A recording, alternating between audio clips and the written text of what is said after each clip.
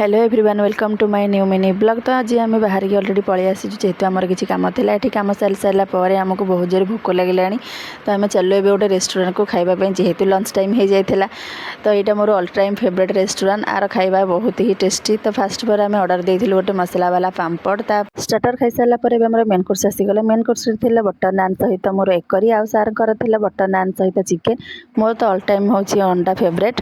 तो आम खाई सारापर बाबू कहले कि मोर किसी शॉपिंग करार अच्छे से आम चलू ए एम बजार को। ये एम बजार बहुत ही भल भल ऑफर सहित बहुत ही बढ़िया जिनस आपको मिल तापर आम एठिक चली आसिलु सार ये ड्रेस किणुला मो नजर तो से शाढ़ी उपर पड़गलानी आउे कौन मुझे जिद्दी कली मुझे शाढ़ी नहीं मैंने शाढ़ी नहीं स्त्री जेहेतु जिद्दी कले आउ कौन ता मन भांगी हे तापर आउ कौन बाबू से लास्ट को मत शाढ़ीटा देले आउ ड्रेस किणिले। आउ ये देखो बहुत ही भेराइटर झील मानक आउ छोट छोट पुओ मानक बहुत ही सुंदर सुंदर ड्रेस ऑफर अच्छी। आउ ये देखो केते कौन पिलांकर खेलना कंढे बहुत ही प्रकार मिलूँ। आउ ये बहुत प्रकार परफ्यूम भी बहुत भल ऑफर मिलूँ।